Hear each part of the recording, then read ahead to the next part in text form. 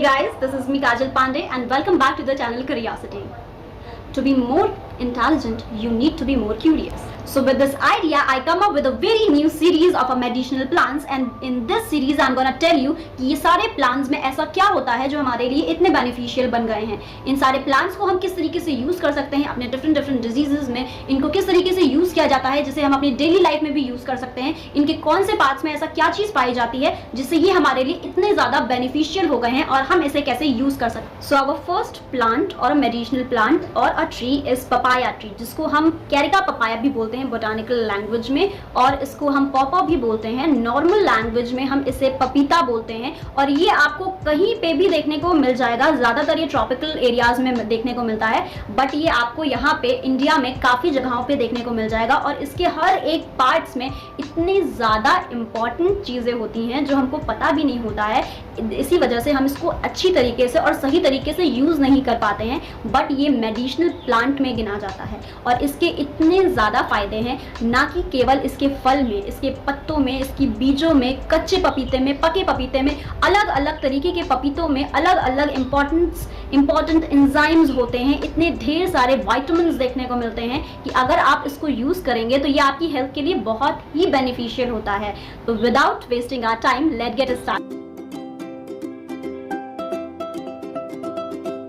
Papaya is extremely beneficial for your health.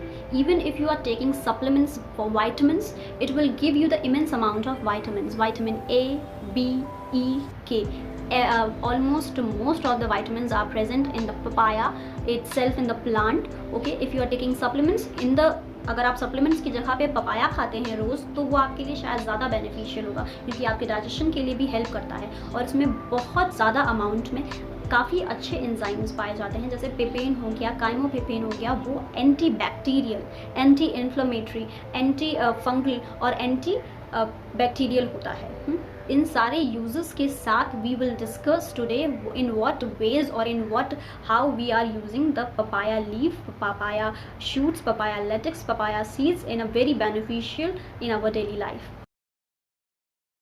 तो हमारा first use है पपाया की पत्तियों का, कि हम पपाया की पत्तियों को कैसे डेंगू डिजीज़ में कैसे हम इसकी पपीतों की पत्तियों को, पपाया ट्री की पत्तियों को कैसे यूज़ कर सकते हैं. जो डेंगू होता है वो मॉस्किटो बॉर्न वायरस होता है जिसमें आपको सिम्टम्स दिखाई पड़ते हैं, स्किन रैशेस आ जाते हैं, हाई फीवर होता है, आपके स्टमक एक होने लगता है, स्टमक में पेन होने लगता है, सीवियर कंडीशंस में प्लेटलेट काउंट भी डाउन हो जाता है, जिसकी वजह से एक्सेस ऑफ ब्लड लॉस या एक्सेस ऑफ ब्लड ब्लीडिंग का चांसेस बहुत ज़्यादा बढ़ जाते हैं. उस केसेस में हम पपाया की पत्तियों को कैसे यूज़ करते हैं. हम पपाया की पत्तियां लेते हैं, उसको धो लेते हैं, उसको फिर बॉईल करके या फिर बॉईल करके भी आप उसको पीस सकते हैं, ग्राइंडर में ग्राइंड कर सकते हैं. उसके बाद आप इसको नॉर्मली पी जाते हैं. Even I have used it in my earlier life. मैंने इसको यूज़ किया है जब मेरी तबीयत बहुत ज़्यादा ख़राब हो गई थी. I would got admitted in an hospital और उसके बाद मेरा प्लेटलेट काउंट बहुत ज़्यादा लो हो गया था, अबाउट 2000 और समथिंग हो गया था, बहुत ज़्यादा लो हो गया था. उस टाइम पे मुझे मेरे एक रिलेटिव ने सजेस्ट किया था to have this and when I got this, मेरे ओवरनाइट मुझे रिजल्ट्स देखने को मिले थे and my platelet count go with the lags. So you can use it, but again I'm saying go check research on it, then use it. So our next use of papaya leaf is in digestion. Digestion में तो ये कमाल के results देखने को मिलते हैं इस लीव्स को इनटेक करने से. लीव्स में बहुत ज़्यादा फाइबर की मात्रा होती है और इसमें एक एंजाइम पाया जाता है जिसका नाम होता है पेपेन एंजाइम, जिसका काम होता है ज़्यादा प्रोटीन के बड़े बड़े कणों को छोटे कणों में ब्रेक डाउन करने का, तोड़ने का काम होता है. इसमें क्या होता है, जब हमारे शरीर में हम ज़्यादा प्रोटीन इनटेक कर लेते हैं तो हम उसके लिए पेपेन एंजाइम का यूज़ करते हैं उस प्रोटीन को तोड़ने के लिए, उस प्रोटीन के लार्ज अमाउंट ऑफ पार्टिकल्स को स्मॉल अमाउंट में तोड़ने के लिए, ताकि हमारा डाइजेशन अच्छी तरीके से हो पाए. उसके लिए भी हम पपीते के पत्तियों का या फिर कच्चे पपीते का भी यूज़ करते हैं जिसमें हाई एंजाइम एक्टिवेशन होता है. उसमें पेपेन बहुत ज़्यादा मात्रा में पाया जाता है जो हमारे डाइजेशन प्रोसेस के लिए बहुत ज़्यादा इंपॉर्टेंट होता है. इसीलिए बोला जाता है जो लोग ज़्यादा मीट खाते हैं, meat is a rich source of protein, तो जो लोग ज़्यादा मीट इनटेक करते हैं उनको बोला जाता है कि आप पपीते की ग्रेवी बनाकर अपने मीट में डाल दें, जिससे मीट के प्रोटीन के मात्रा जो उसकी लार्ज मॉलिक्यूल्स हैं वो छोटे मॉलिक्यूल्स में ब्रेक डाउन हो जाएं और हमारे डाइजेशन में ये ज़्यादा कारगर हो सके, हमें डाइजेस्टिव प्रॉब्लम ना हो। गैस हो गई, ब्लोटिंग हो गई, हार्ट बर्न हो गई। हार्ट बर्न में आपके सीने में एक अजीब तरीके की जलन होती है, ठीक है, गैस बन जाना, ये सारी प्रॉब्लम्स हमें ना हो, इस वजह से हम इसका इस्तेमाल करते हैं पपीते की पत्तियों का, या फिर कच्चे पपीते की ग्रेवी बनाकर अपनी ग्रेवी में मिला लेते हैं। इससे ये सारे रिजल्ट्स हमको देखने को मिलते हैं और ये बहुत ज़्यादा कारगर है because of the enzyme पेपेन।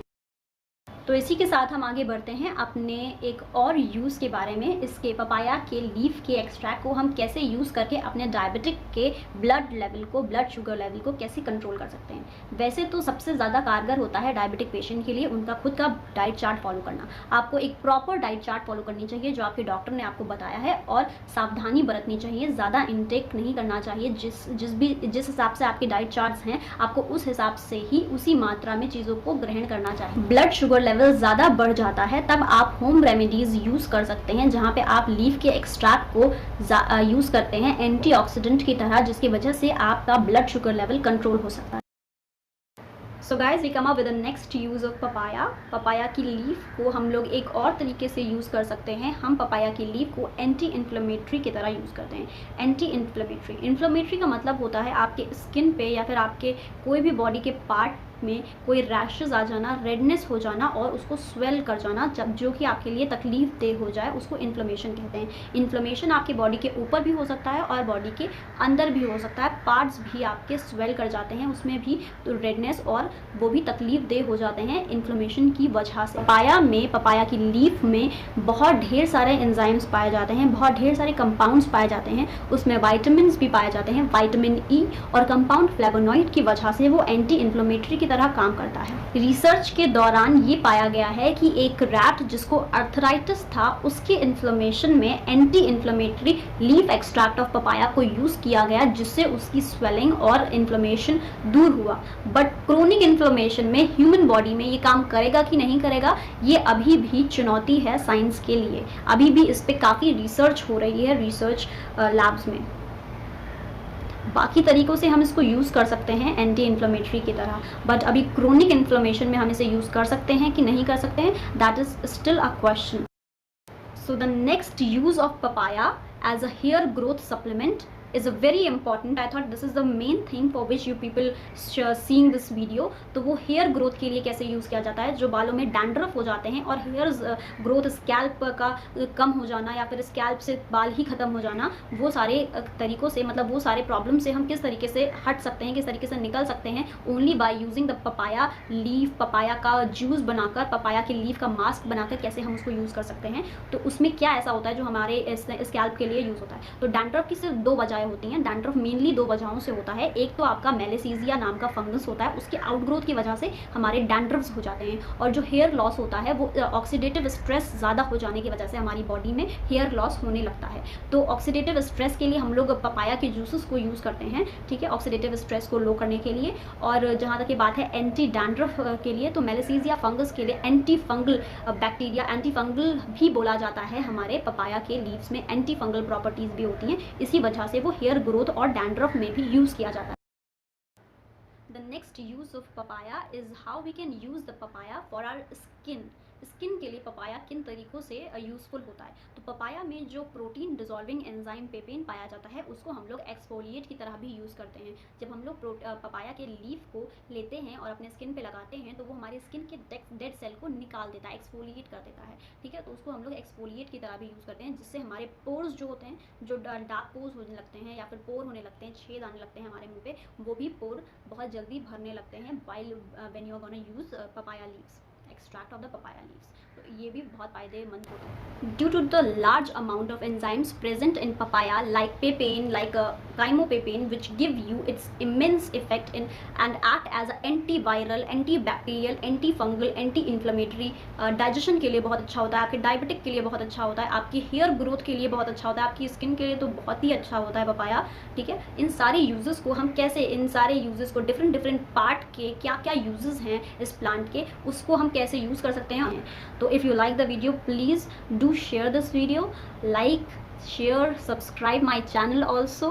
And one more thing guys, I thought you people are always forgetting about it, that this channel is all about giving the answers of all your curiosity. जो भी आपकी curiosity है आप वो हमारे comment session में लिख सकते हैं, हमारे कमेंट बॉक्स में लिख दीजिए जो भी आपका क्वेश्चन है, चाहे वो फीडबैक हो चाहे वो क्वेश्चन हो, ठीक है, उसको मैं आंसर करूँगी with your name in my video. I do not having that much content, so मैं उस पर वीडियो बनाऊँ. Please give me that content, give me the questions which you want to ask, any question from any field, and we will free to answer.